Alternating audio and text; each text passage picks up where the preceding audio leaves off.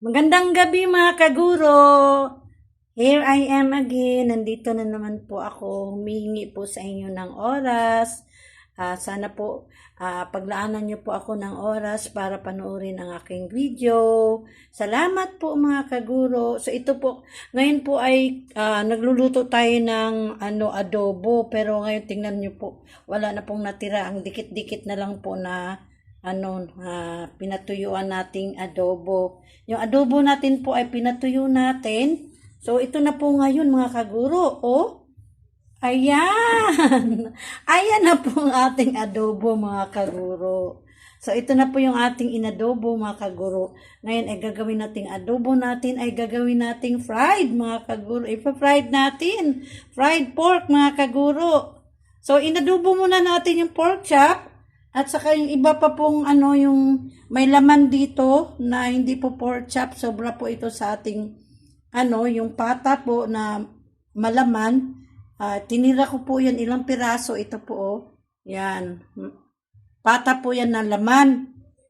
Ngayon, ito naman po yung pork chop natin mga kaguro. So, sabay ko silang inaadobo. Ngayon po ay pinatuyuan kong adobo po ay gagawin ko pong fried chicken, sorry po mga kaguro. Fried pork pala mga kaguro, pasensya na po.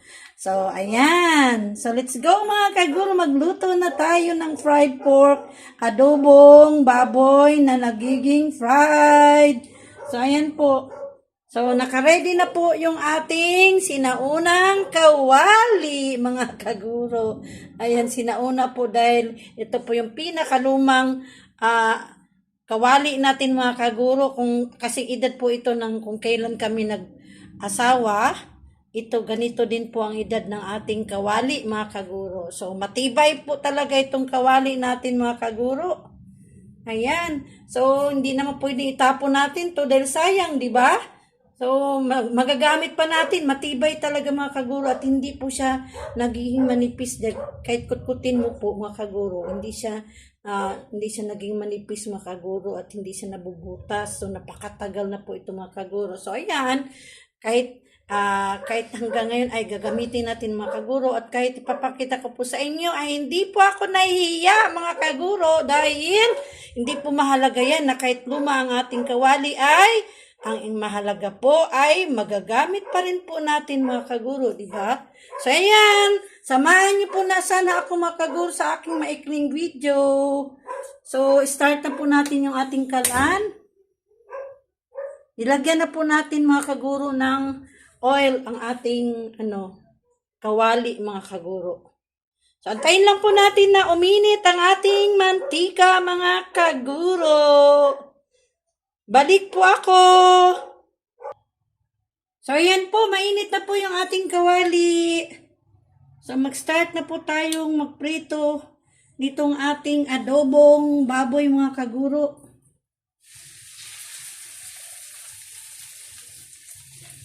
So, hindi po natin pinalakasan yung apoy para hindi po siya masunog mga kaguro.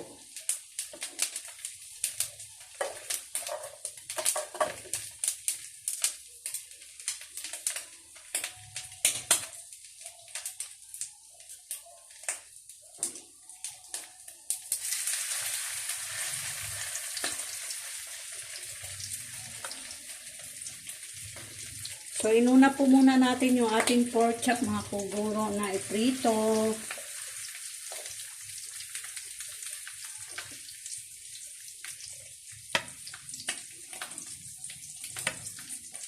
So, pinahinaan ko lang po mga kaguro yung ating apoy para hindi po siya masunog dahil mabilis po siyang maluto mga kaguro dahil inaadobo na po natin siya mga kaguro, yung ating pork.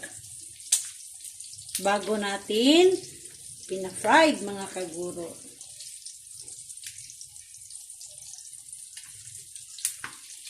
So, unti-unti natin tong baliktarin para po hindi siya masunog mga kaguro. Tapos, baliktarin natin sa kabila.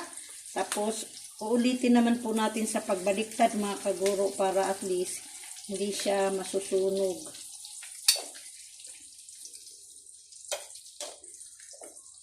Yan. So, diin lang po natin itong nakaangat na side niya para at least pantay po yung luto. So, ganyan lang po natin mga kaguro. Kasi umaangat po yung kabila. Ito umaangat. Kaya ganun natin siya para at least maano siya sa mantika. Yan.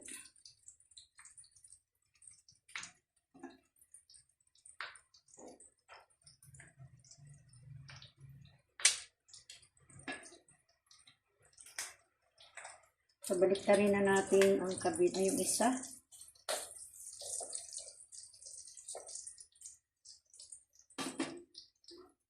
Muulan mga kaguro, pero mahina lamang po. So, ayan. So, habang nag-fry po tayo ng ating adobong baboy po, ay shout out ko lang po yung ating mga kakilala na mga YouTuber po. Okay. Una-una po, yung bago ko pong kakilala na nag-comment down po sa aking vlog. Kay Anime World po, shout out po sa inyo. Dahil sabi niyo po, i-shout out kita. Shout out po. Thank you for commenting my vlog. Shout out din po sa isa ko pa pong bagong kakilala na nag-comment down din po. Pasensya na po, hindi ko po na ilista yung channel mo, pero shout out din po sa iyo. And shout out sa lahat kay Mrs. Analisa Sabadera sa Laguna po. Hello po Mrs. Sa ating kumari na sa Natural Lifestyle Maranya Family Vlog. Hello Marge. Marge baby. Kay Mr. and Mrs. G Pops Family Living Vlog. Nasa ibang bansa po. Hello po. Mag-ingat po kayo dyan. Kay Zumba Queen. Shout out kay ENL Food Vlog. Ayan. Kay Neos France Bacalia. Hello Nero and Neos. Kay Mrs. Bacalia. Hello. Shout out. Kay De Jenilyn Dance Fitness. Hello. Hello po Jen. Ma'am Jen. Kay Ma'am Nati Remigio, siyempre po. Hello, Ma'am Nati. Ingat. Ayun. Kay Friends Travel TV Plus. From New Zealand po. Kay Willing Chudosio Scarfe. Kay Sir Alan Metilio Vlog. Hello po. Kay Biagti Hawaii or Hawaii. Ingat po kayo dyan sa Hawaii. Ayan. Kay Miss Anjuli. Kay Cyril Bandico. Hello po. Shout out. Ayan. Kay Jeannie Mohamed. Hello po, Ma'am Jenny. Kay Tang AA Channel. Hello po. At sa iba pa po na hindi ko po na banggit, ay shout out po sa inyo. Sa lahat po ng mga subscribers ko, thank you so much. At sa doon pa po na hindi nakapag-subscribe, please subscribe my channel. Sa aking mga silent viewers, salamat po. Maraming salamat po. At sana po yung mga bagong nakapanood ng aking vlog ay tuloy nyo pong panoorin ang aking vlog.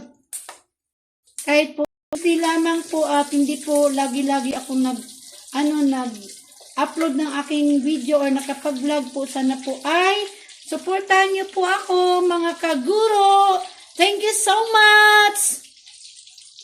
Ayan, so ito na po.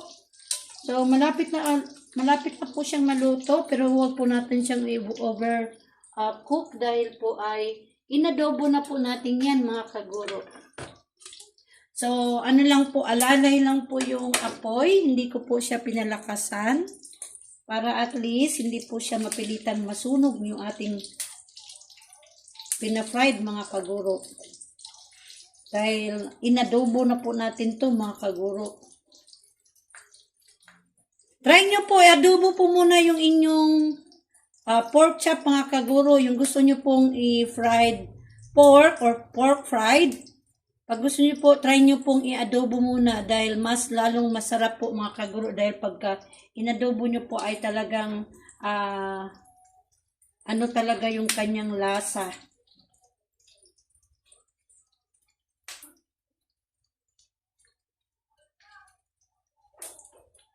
So, after ko pong inadobo po ito ay, ang nilagay ko lang po, hindi ko na po nilagyan ng itlog. Ang inano ko lang po, pinagulong ko lang po siya sa,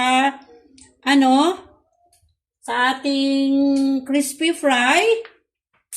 Tapos, dito po sa ating breadcrumb, mga kaguro. Yan, saka ko po siya piniprito.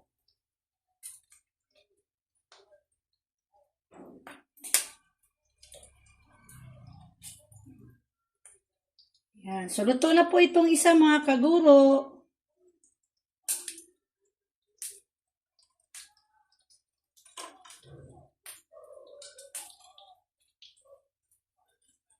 Okay, pwede na rin po itong isa. Yan. So, kita nyo po ba? Ayan na po. So, balik rin natin ulit. So, lagyan po natin ng another batch. So, dalawa na lang po yung pork chop dahil yung ating pork chop po ay 5 piraso lamang po ito, mga kaguro. At meron naman pong yung pata na malaman. Sinama na po natin, mga kaguro.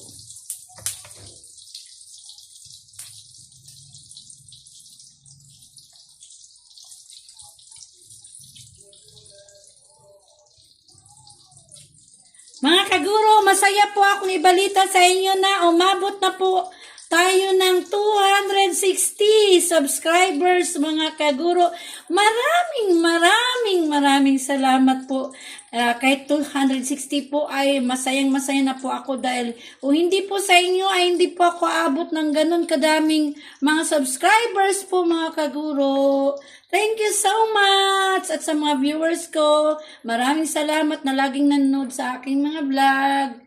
Sana po yung mga kakilala at friends nyo po, sana po ay tulungan nyo po ako na panoorin din po ang aking vlog at isubscribe na rin po nila ako at i-share at like po, mga kaguro, ang aking vlog.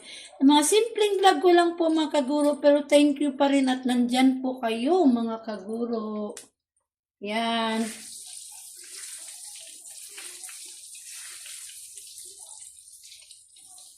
So, balik rin na po natin itong isa.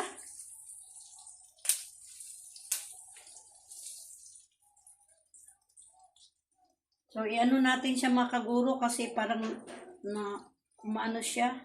Ipa-flat natin. Kasi hindi siya pantay maluto kapag nakabaluktot. Ayan. So, kunin na po natin itong isa, mga kaguro. Luto na po ito, mga kaguro. Yan. So, lagay na po natin dito. Yan. So, ito na po siya, mga kaguro. 3 na po yung ating naluto.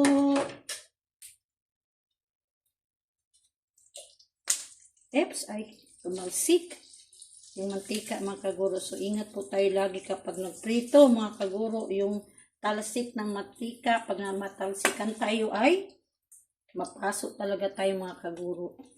Kaya ingat po tayo kapag nagprito. So, ilagyan na po natin ito ng isa pa, yung pata na kinuha natin para isama sa pagprito. Lagay lang po natin dyan. Yan.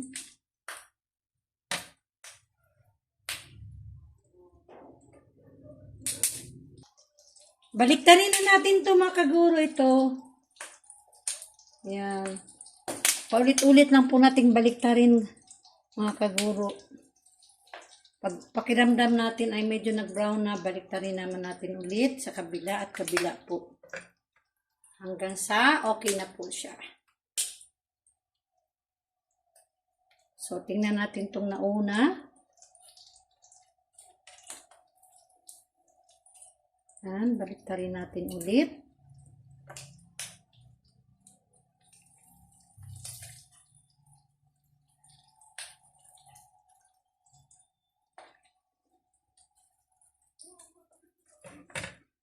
So, medyo lakasan natin ng kaunti, mga kaguro, yung ating apoy. Kaunti lang po. Para hindi po siya masunog.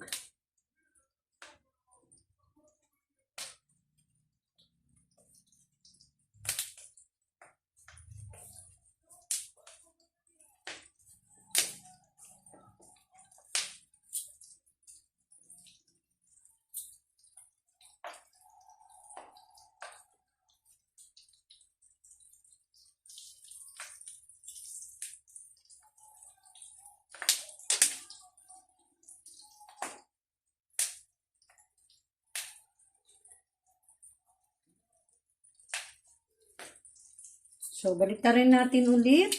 Lagi lang po nating baliktarin po, kabilaan po mga kaguro. Hanggang sa okay na.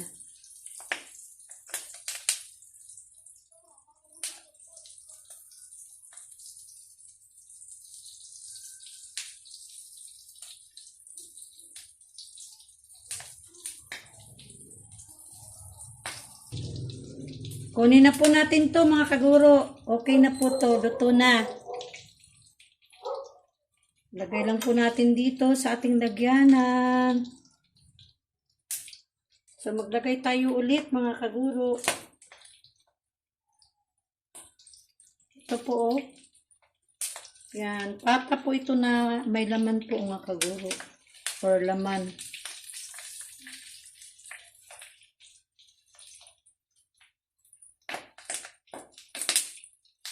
Medyo tumatalsik siya mga kaguro kasi yung ano po may taba din po. Pero malaman siya yung pata natin.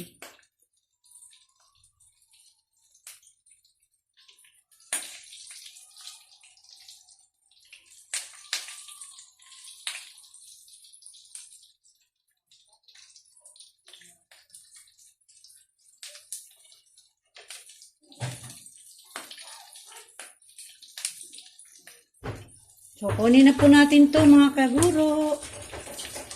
May dumating tayong bisita mga kaguro. Yan, narinig niyo po yung boses. Yes? What is that? Uy, magandang gabi muna ni kaguro. Utos ako ni Papa. Oh, magandang gabi muna mga kaguro. Magandang gabi, maguguro. O sabihin mo sa kanila kung anong gawin mo. Magbabasa. Mag-review ka mo. Mag-review po ako. Review po ako. Dahil mayroong ano, may test. May ano po kasi namin mga kaguro, first periodical, kaya mag-review po si Tantan. O babay mo na mga kaguro. Bye.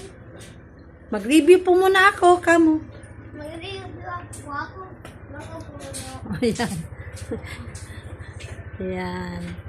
So, binigyan ko po na, ginawan ko po siya ng reviewer para sa ano po. Ayan. Kaya magre-review daw po si Tantan. So, ayan po, balik po tayo sa ating niluto, mga kaguro.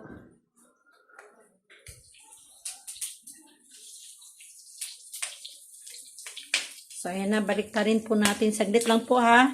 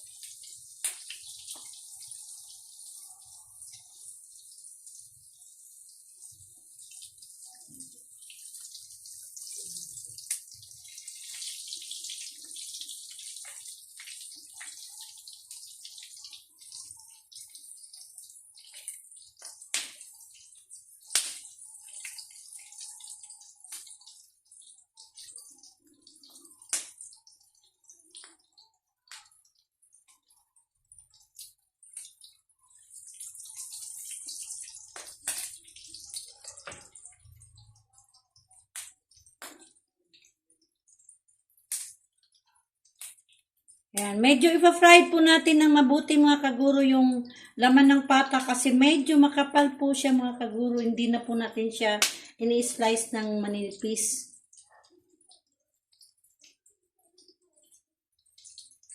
So, ito na po mga kaguro yung ating pork chop. Yan. Naluto na po lahat ng pork chop natin mga kaguro.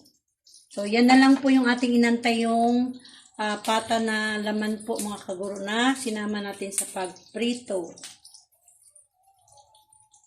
So, ulitin ko po mga kaguro, itong ating fried pork ay inadobo po muna natin mga kaguro bago natin piniprito.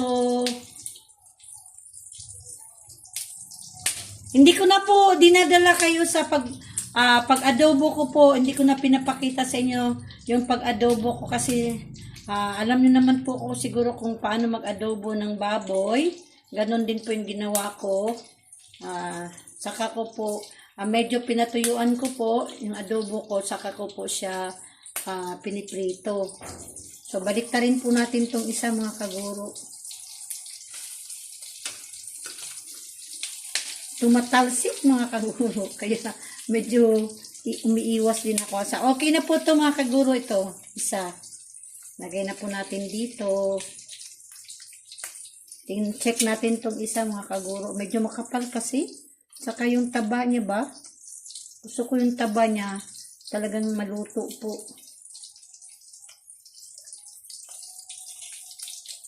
So, balik na rin natin tong isa. Ayan.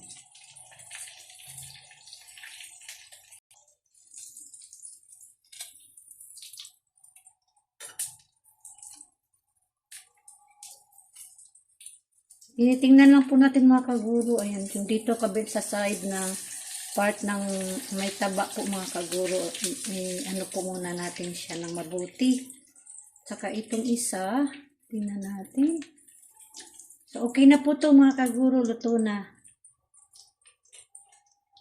Ilagay lang po natin dyan.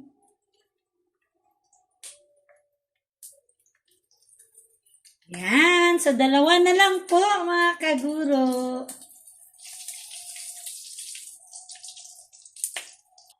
So, okay na po to mga kaguro. Patayin na po natin ang ating kalan. Luto na mga kaguro. So, kunin na po natin to. Lagay na po natin dito.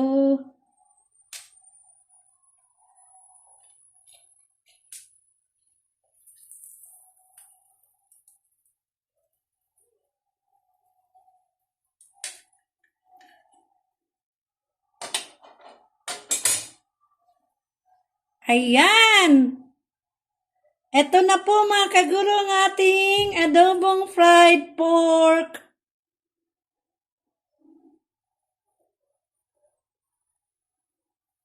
So, tapos na po tayo nagluto mga kaguro at ibig sabihin nito ay kakain na po tayo mga kaguro. Kain na po.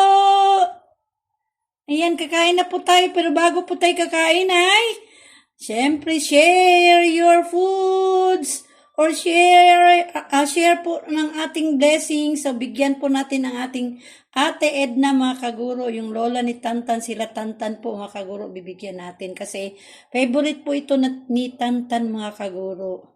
So, hanggang dito na lamang po mga kaguro ang aking vlog. Maraming salamat po mga kaguro sa panonood ng aking vlog. Sa mga subscribers ulit, thank you so much. Sa mga viewers ko, maraming salamat. Sa mga nakilala ko po sa YouTube, yung mga vlogger po, thank you sa pag-comment down ng aking mga vlog.